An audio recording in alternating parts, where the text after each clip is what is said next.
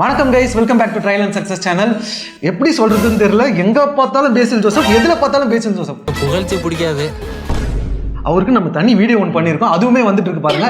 ஆனா இந்த வீடியோட பர்பஸ் என்னன்னா, இந்த படம் தியேட்டர்ல வந்துச்சு ப்ரோ, பெருசா யாரும் பேசல. ஆனா நீங்க அப்பயே சொன்னீங்க இந்த படம் நல்லா இருக்கு, ஓடிடியில் வந்தா பாருங்க, கண்டிப்பா யாருக்கு நிறைய பேருக்கு பிடிக்கும். ஓடிடியில் வந்ததுக்கு அப்புறம் பாத்தீங்கன்னா நிறைய பேர் அப்ரிஷியேட் பண்றாங்க. பேசில் ஜோசப் எப்படிப்பா நீ இப்படி ஸ்கிரிப்ட் சூஸ் பண்ற, எப்படிப்பா இவ்வளவு நல்லா பண்ற, நார்மல் கதையா தான் இருக்கு ஆனா நீ பண்றப்ப டிஃப்ரெண்டா இருக்கு அப்படின்னு சொல்லிட்டு எல்லாரும் அப்ரிஷியேட் பண்ணி தள்ளிட்டு இருக்காங்க. வேற மாதிரி இது. அந்த படம் தான் பொன்மேன். பொன்மேனா எல்லாம் பொன்மான் அந்த படம் தான் பொன்மேன். மிரட்டி விட்டாரு ப்ரோ. நீங்க சொல்லிட்டு நான் ஓடிடியில் வந்தவொடனே பார்க்கலாம் தான் வெயிட் பண்ணிட்டு பார்த்தேன். என்ன ரொம்ப இம்ப்ரெஸ் பண்ணிச்சு. அதுக்காக தான் உங்களை ஃபோர்ஸ் பண்ணி வாங்க நம்ம அப்ரிசியேஷன் வீடியோ பண்ணலான்னு வந்து உட்கார வச்சிருக்கோம். ஸோ இந்த வீடியோவில் நம்ம செக்மெண்ட்டாக பார்க்கலாம் ப்ரோ. ஏன் இந்த படம் வந்து நான் எங்களுக்கு ஒர்க் அவுட் ஆச்சுன்றத இந்த வீடியோவில் பார்க்கலாம். நிறைய பேர் இன்ஸ்டாலையும் போட்டிருந்தாங்க, அவங்களுக்குமே ஒர்க் அவுட் ஆச்சு, அவங்களுக்கும் ஏன் ஒர்க் அவுட் ஆச்சு. நிறைய பேர் வந்து ஸ்டேட்டஸாக வைக்கிறாங்க அந்த கிளைம். சரி, நம்ம வீடியோவில் பேசலாம். நீங்க நம்ம சேனலுக்கு ஃபர்ஸ்ட் டைம் இருந்தால் மறக்காம லைக் பண்ணுங்க, ஷேர் பண்ணுங்க, கமெண்ட் பண்ணுங்க, மறக்காம சப்ஸ்கிரைப் பண்ணி வச்சுக்கோங்க. வாங்க வீடியோக்குள்ள போகலாம்.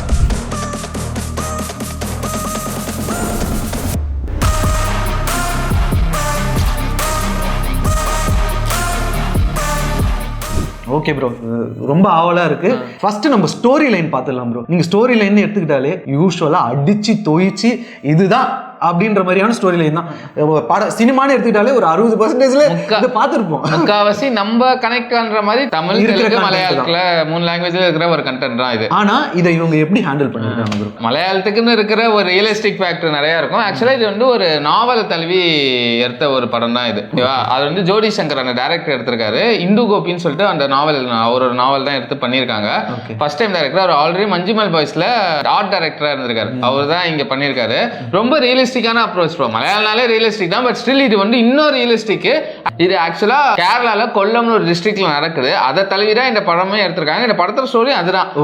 என்னன்னா பேசிக்கா அங்க இருக்கிறவங்க நிறைய பேர் வந்து கோல்டு வந்து பண்ண முடியாது, இருக்காது, பை பண்ண முடியாது. அதனால என்ன பண்ணுவாங்க, இந்த மாதிரி புரோக்கர் கிட்ட வந்து கோல்டை வாங்கிட்டு அப்புறம் மொய் காசை வந்து கொடுத்துட்டு என்ன காசு இருக்கோ அதை எடுத்துட்டு மீதி கோல்டு அவர் எடுத்துட்டு போயிடுவாரு.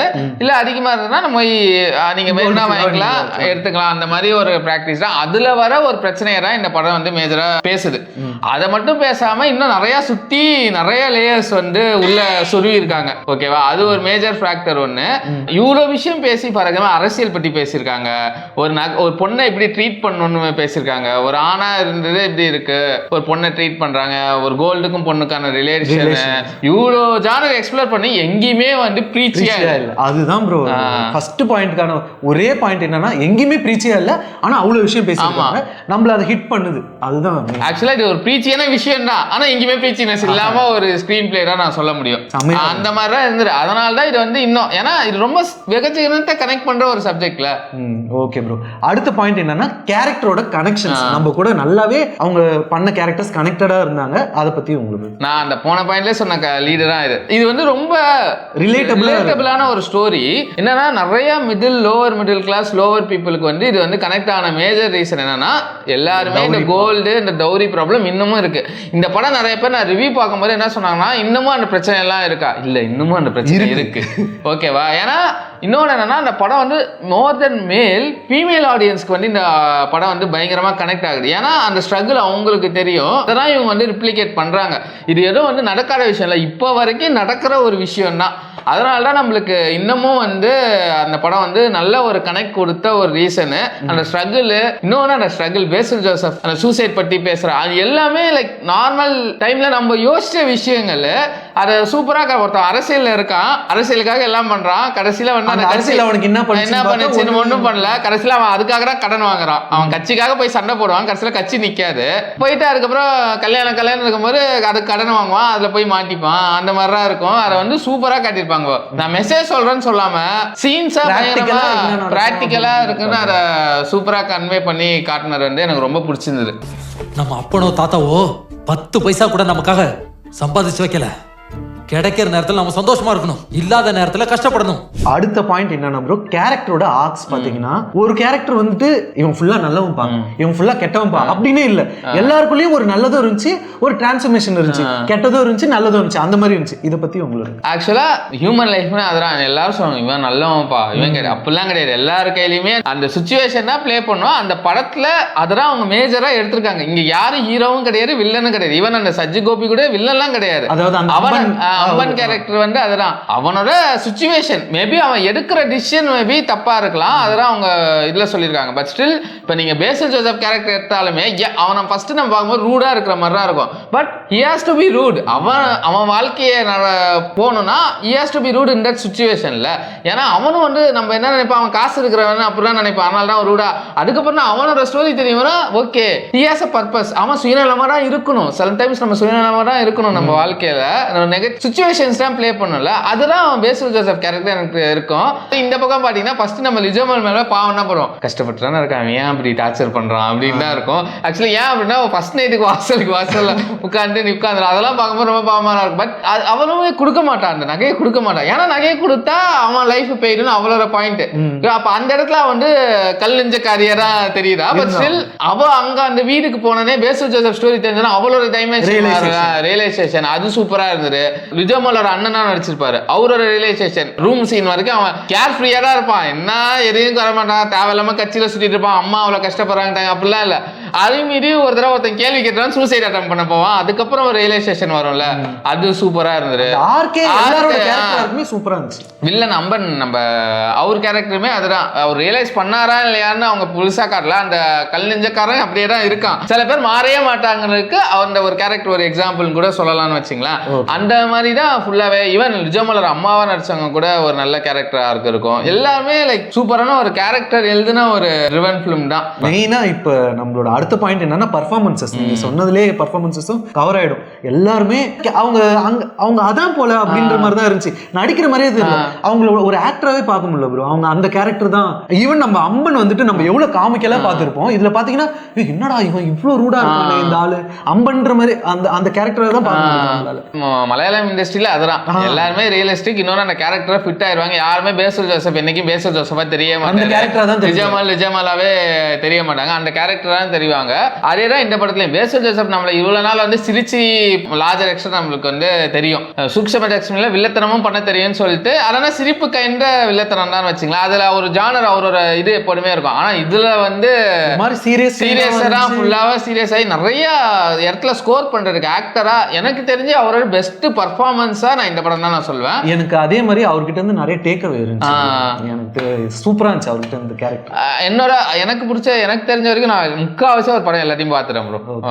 இதுல எனக்கு பெஸ்ட் பர்ஃபார்மன்ஸ் நான் இந்த படம் தான் நான் சொல்லுவேன். வைட் வெரைட்டி ஆஃப் எமோஷன், அந்த அம்பனை கிண்டல் பண்றது, வெறுப்பேத்துற, அந்த கிளைமேக்ஸ்ல பேசுறது, அவங்க அம்மா கிட்ட பேசுறது, அவனுக்கு வேணும் ஆனா அவங்கள போய் டிஸ்டர்ப் பண்ற அந்த ஒரு கன்ஃபியூஷன்ல இருந்து அந்த பீச்லயே தூங்குவான் நைட்டு ஃபுல்லா. அதெல்லாம் ரொம்ப ரியலிஸ்டிக். அந்த வண்டியை தள்ளிட்டு போற சீக்வன்ஸ், அதுக்கப்புறம் வந்துட்டு நிறைய சீக்வன்ஸ் ஸ்கோர் பண்ண. அப்புறம் லிஜோமல் சொல்லவே தேவையில்ல. ஆக்சுவலா இந்த இயர் நீங்க நல்லா யோசிச்சு பாத்தீங்கன்னா this year belongs to Lijomol தான் நான் சொல்லுவேன். நல்ல டிஃபரெண்டான ஸ்கிரிப்ட்ஸா தமிழ் மற்றும் மலையாளம் ரெண்டுத்துலயுமே எடுக்கிறாங்க. எல்லாமே எனக்கு எப்படின்னா இப்போ ஹீரோ சொல்றீங்களா லிஜோமல் படம்பா ஏதோ டிஃபரெண்டா இருக்குன்னு ஒரு பாயிண்ட்டுக்கு என்ன வர வச்சுட்டாங்க சீரியஸா. ரீசெண்டா காக்கி டாக்கிஸ் கூட அந்த பாயிண்ட் சொல்லியிருப்பாரு, அவர் ஒரு வீடியோல சொல்லிருப்பாரு, நடிச்சிருந்தா ஏதோ ஒன்று இருக்கும்பா டிஃபரெண்டா, என்ன சாட்டிஸ்ஃபை பண்ணும்பா அப்படிதான் இருக்கு. அதே தான் இந்த படம், நல்ல ஒரு பயங்கரமான ஒரு ரோலு. லாஸ்டா ஒரு நம்மளோட செக்மெண்ட் என்னன்னா, இந்த படத்துல எந்தெந்த சீன்ஸ்ல உங்களுக்கு ரொம்ப டச்சிங்கா இருந்துச்சு இல்ல ஒர்க் அவுட் ஆச்சு உங்களுக்கு எனக்கு குறிப்பிட்டு சொல்லணும்னா?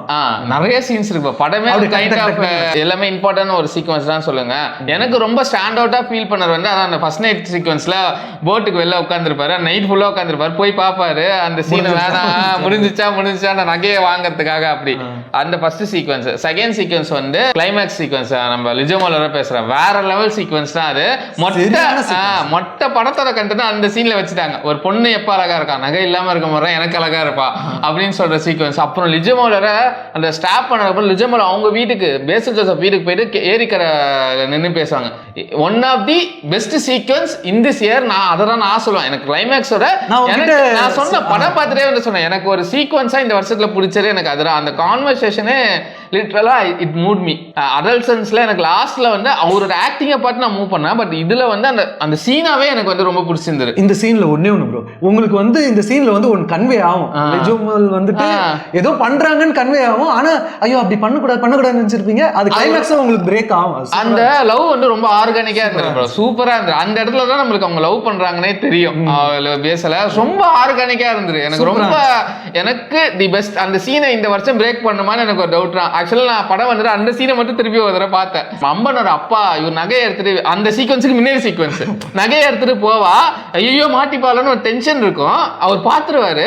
ஆனா அதுக்கப்புறம் நீ போமான்னு அவரே போட்டு பிடிச்சி அவரு ரொம்ப மெமரபிளான, அது ஒரு மெமரபிளான சீக்வன்ஸ். அப்புறம் எல்லாரும் ஸ்டேட்டஸ் போடுற சீக்வன்ஸ். அந்த நான் இவ்வளவு கஷ்டப்பட்டு வந்தேன், நீ என்னடா பண்ண, சூசைட் பண்ற.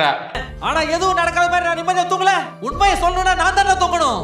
ஒன்ன மாதிரி ஆளுங்க பண்ற தப்புனால அசிங்கப்பட்டுக்கிட்டு கண்ட வார்த்தையெல்லாம் கேட்டுக்கிட்டு வாழ்க்கையில சாதிக்க நினைக்கிற என்ன மாதிரி ஆளுங்க தான் பாதிக்கப்படுறோம். இதெல்லாம் ஸ்டேட்டஸ் வைக்கிறாங்களே, அந்த இதுக்கு போய் சூசைட் பண்ணா எனக்கு எவ்வளவு பிரச்சனை இருக்கு தெரியுமா? ஃபைட் பண்ணனும்டா, ஸ்டார்ட் பண்ணனும்டா, ஓடணும்டா, வேற எதுக்குடா அப்படின்னு சொல்லிட்டு ரொம்ப என்ன சொல்ற, ரொம்ப மோட்டிவேட் பண்ற ஒரு. அதான் சொன்னேன், எனக்கு அவர்கிட்ட இருந்து நிறைய டேக் அவேன்னு சொன்னல, இது ஒரு one of the take away. செம்ம இது ரைட்டருக்கும் பாராட்டணும் இந்த சீனுக்காக. அந்த ஒரு சீனு. இன்னொன்று வந்து பேசன் ஜோசப்பும் அம்பன் அந்த சீனு நகனா அவர் பேசுவாரு, அந்த அதுலயும் பேசுவாரு, அந்த குட்டு படம் போதும் பேசுவாரு. அந்த அவரோட ஐகானிக் சீக்வன்ஸே அந்த ரெண்டு பேருமே இருக்கும். சில பேர் என்ன சொல்லுவாரு, உனக்கு நகை வேணும்னா நீ சம்பாரிச்சு போடுற, ஏன் அவ்வளவு நகையை நீ கேட்கற அப்படின்னு சொல்லிட்டு ஆக்சுவலா அவர் நகை தேடி வந்து அவரு அந்த ஃபேமிலி போய் அட்வைஸ் பண்ணிட்டு இருப்பாரு. நான் ஏன் அப்படி சொன்னா, அவர் வீடு பார்க்கும் போது தான் நம்மளுக்கு அது தெரியுது அவர் எவ்வளவு இது பண்ணி வர்றாரு, எவ்வளவு கஷ்டப்பட்டு வந்திருக்காரு அப்படின்னு. அவங்க அம்மாவும் தங்கச்சியும் கஷ்டப்படுறாங்க, இவரு எவ்வளவு இது கஷ்டப்படுறாரு. அந்த ஃபோர்ட்ரஸ் எப்படி பில்ட் பண்ண, அந்த ட்ரஸ்ட், அவர் பண்ற வேலையே ட்ரஸ்ட் தான். அந்த ட்ரஸ்ட் எப்படி பில்ட் பண்ணான்னு சூப்பரா ரிஃப்ளெக்ட் பண்ணியிருப்பாரு. கிளைமேக்ஸ்லயுமே நல்லா அம்பனோட அந்த ஃபைட் சீக்வன்ஸ்ல அந்த ஃபார்ம்ல ஒரு ஃபைட் வரும், அதுல கூட நல்லா பண்ணிருப்பாரு. மேக்கிங் வைஸ் அந்த என்ன சொல்ற லேண்ட்ஸ்கேப் கவர் பண்ணது சூப்பரா இருந்துச்சு. ஏதோ எனக்கு ரொம்ப டிஃபரெண்டா இருந்துச்சு. அந்த டக்க பிடிக்கிறது அதெல்லாம் ரொம்ப டிஃபரெண்டா இருந்தது. அந்த வாட்டர் அந்த வரும்ல, அதுமே சூப்பரா இருந்துச்சு. ஆக்சுவலா நாங்க வந்து என்னடா இவனுங்க ஆஹா ஓஹோன்றானுங்க, நாங்களும் படத்தை பார்த்துட்டு எங்களுக்கு ஒர்க் அவுட் ஆகல, அந்த மாதிரியும் ஒரு சிலருக்கு இருக்கலாம். எங்களுக்கு ஏன் ஒர்க் அவுட் ஆச்சுன்னா, எங்களுக்கு நிறைய டேக் அவே இருந்துச்சு. அது ஓடிடில பாக்குறப்போ, தனியா பாக்குறப்போ ஒரு நல்ல ஃபீல் எங்களுக்கு. எனக்கு தியேட்டர்ல பார்க்கும்போது எனக்கு அதெல்லாம் ஃபீல். கண்டிப்பா இது ஓடிடில பயங்கரமா ஓட வேண்டிய, அதனால தான் தியேட்டர்ல ஒர்க் அவுட் ஆகலையே தெரியல. கொஞ்சம் ஸ்லோவா இருந்தாலும் நீங்க இந்த படத்துக்கு கண்டிப்பா பார்க்கலாம். ஒரு மினிமம் கேரண்டி கண்டிப்பா இருக்கு. நீங்க பார்த்துட்டு உங்களோட கமெண்ட்ஸ் கீழே பதிவு பண்ணுங்க. நீங்க ஆல்ரெடி பார்த்திருந்தீங்கன்னா, நாங்க சொன்னதுல ஏதாவது பாயிண்ட் மிஸ் பண்ணியிருந்தாலும் நீங்க மென்ஷன் பண்ணலாம். நீங்க நம்ம சேனல் ஃபர்ஸ்ட் டைம் இருந்தா மறக்காம லைக் பண்ணுங்க, ஷேர் பண்ணுங்க, கமெண்ட் பண்ணுங்க, மறக்காம சப்ஸ்கிரைப் பண்ணி வச்சுக்கோங்க. அடுத்த வீடியோஸ்ல பார்க்கலாம். பை.